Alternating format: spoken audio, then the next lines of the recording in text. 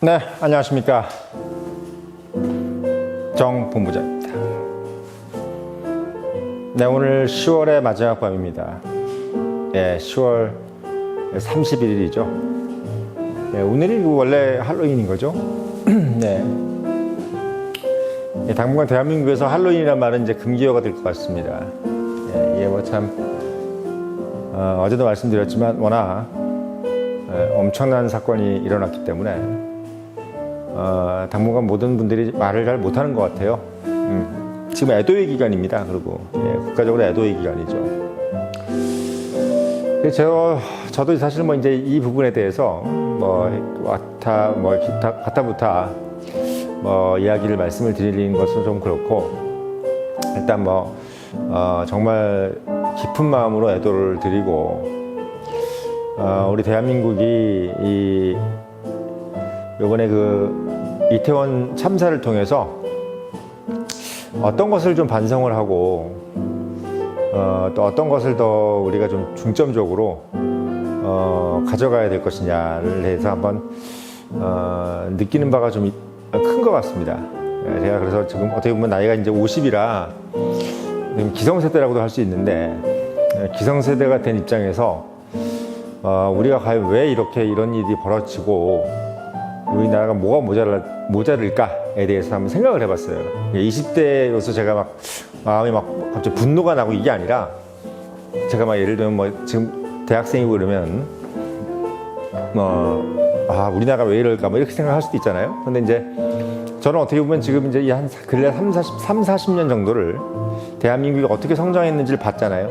그리고 또 지금도 어떻게 우리나라가 어느 정도 수준의 국가인지도 어떻게 보면 알고 있는 거죠.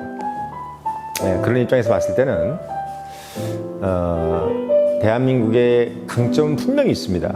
예, 바로 그 강점은 바로 스피드죠. 어떻게 보면 예, 가장 압축 성장. 전 세계 어느 나라보다 빠른 결과를 만들어내는 데는 세계 최고.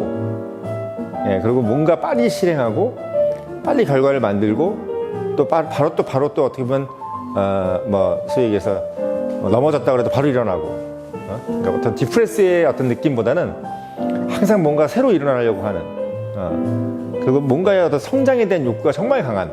예전에 어떻게 보면 20세기 초에는 그 일본이라는 나라가 상당히 성장에 대한 욕구가 강했단 말이에요. 뭐 대륙 침략도 하고 뭐 심지어는 뭐 자기들보다 훨씬 더 큰 나라인 미국에 선전포고를 해가지고 뭐 진주만 공습 같은 것도 하고, 어떻게 보면 참 대한민국이 맨주먹으로 한강변의 기적을 일으킨 것처럼 일본도 이제 그런 어떤 시도를 많이 했었습니다. 제가 왜 이제 일본을 말씀을 드리냐면,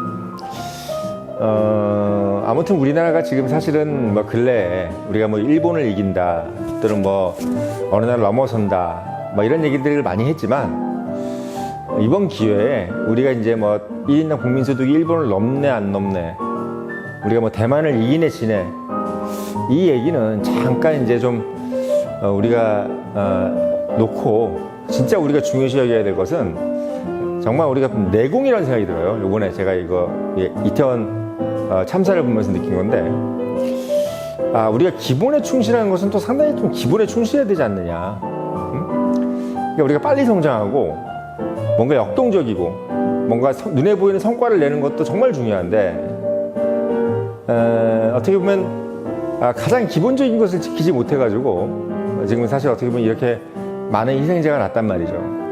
그래서 저는 그럼 뭐가 잘못됐을까? 뭐가 어떤 기본이 잘못됐을까?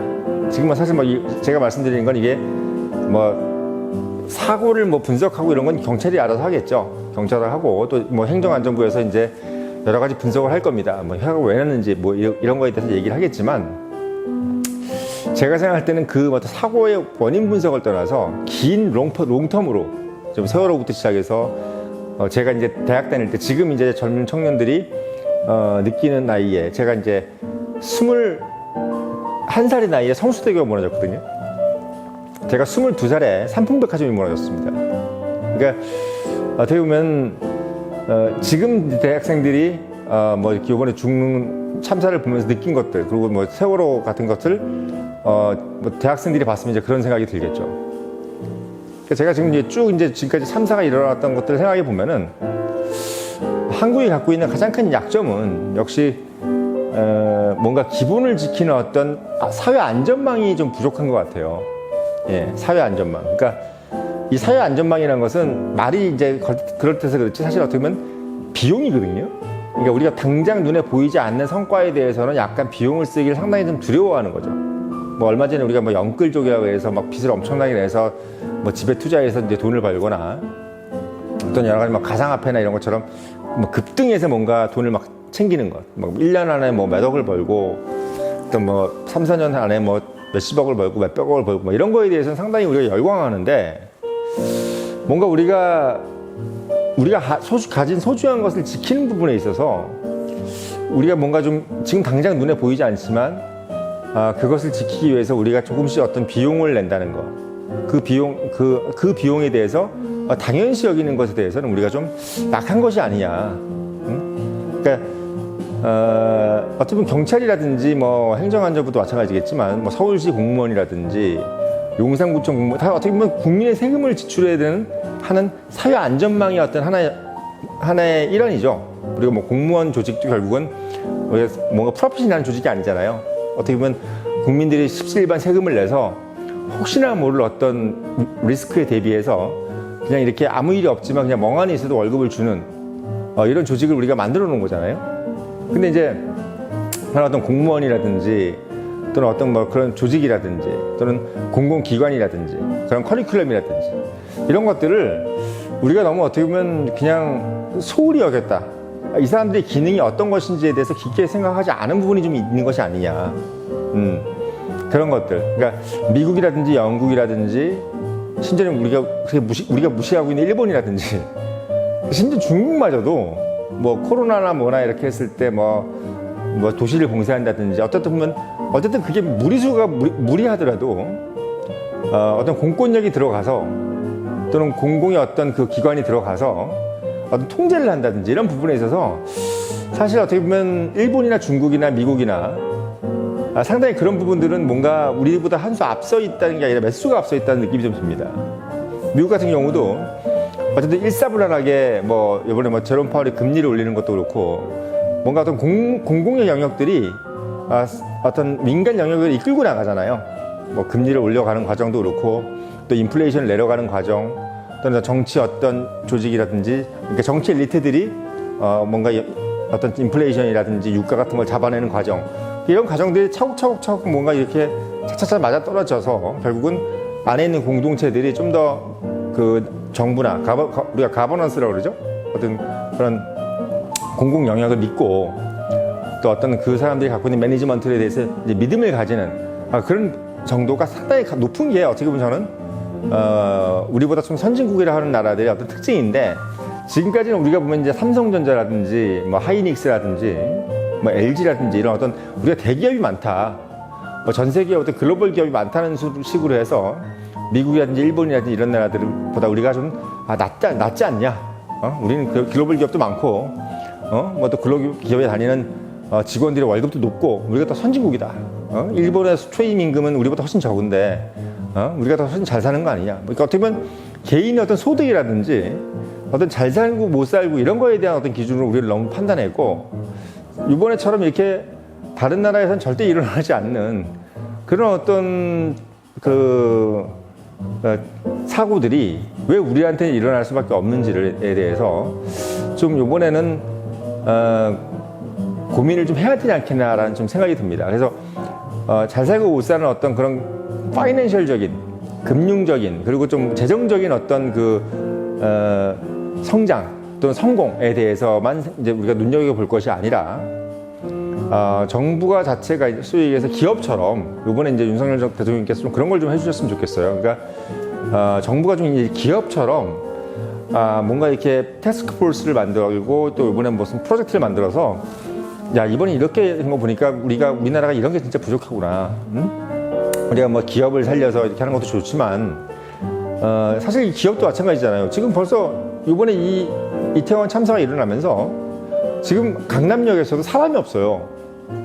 예, 지금 뭐 매출 다 죽었습니다. 자영업자들. 예, 지금 몇 달 아마 이 느낌이 한 달만 가더라도 제가 봤을 때 대한민국 GNP에 뭐 1%가 빠질 수 있다는 생각이 좀 들어요.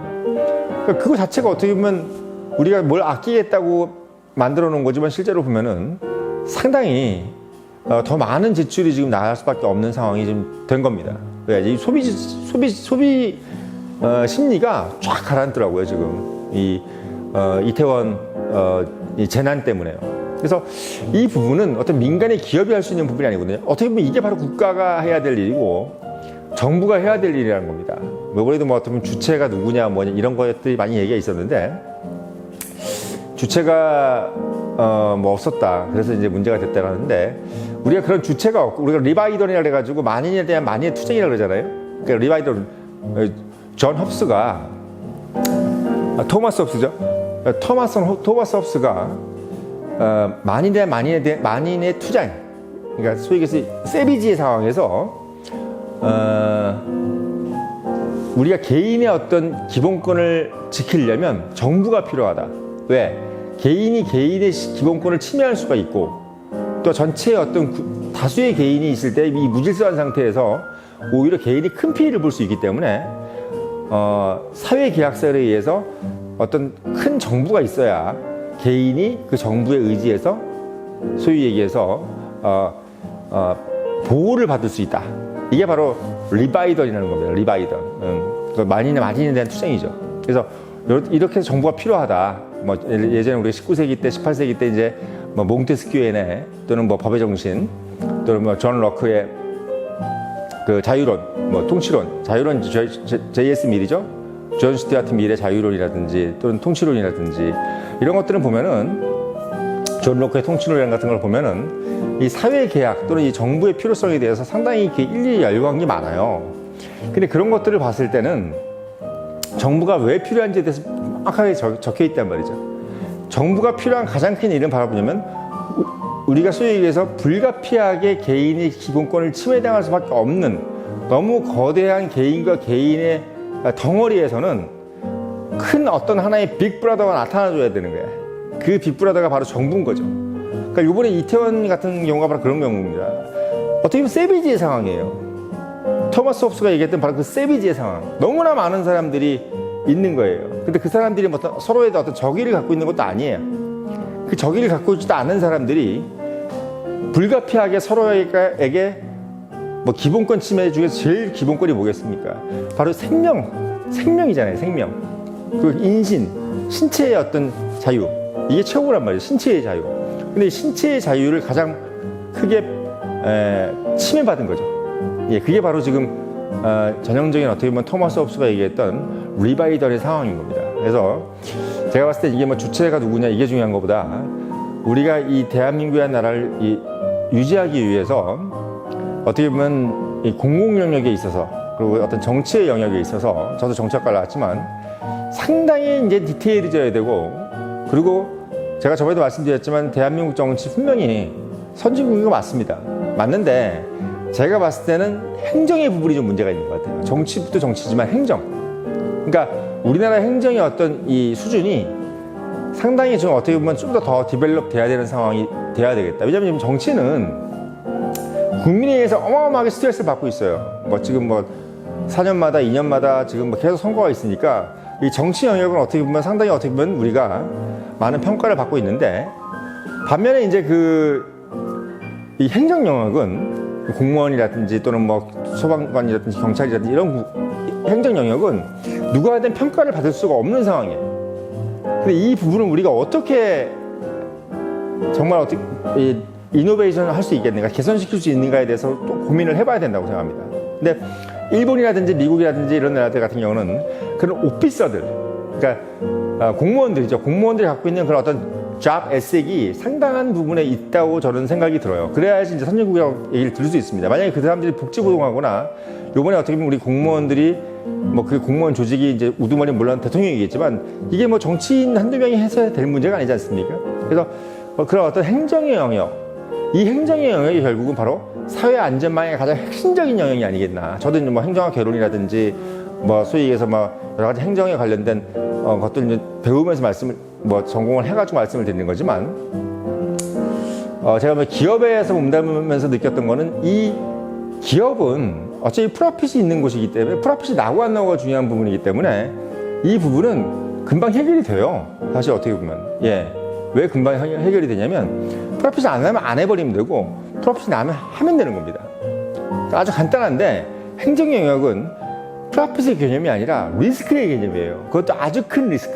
그리고 수만 가지 리스크.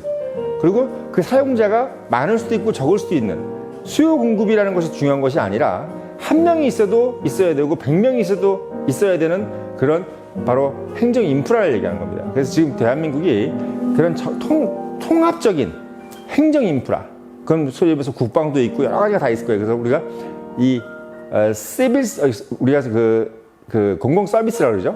예, 퍼블릭 서비스.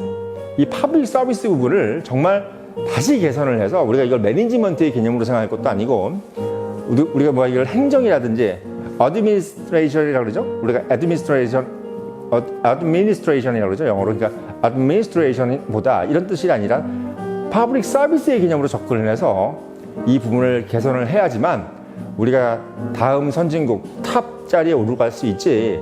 그냥 기업의 마인드, 우리가 뭐 이건희 회장이 얘기했던 기업의 마인드 이런 것만 가지고는 제가 봤을 때는 어렵다는 생각이 듭니다. 그래서 그런 부분들이 정말 지금은 상당히 필요하다.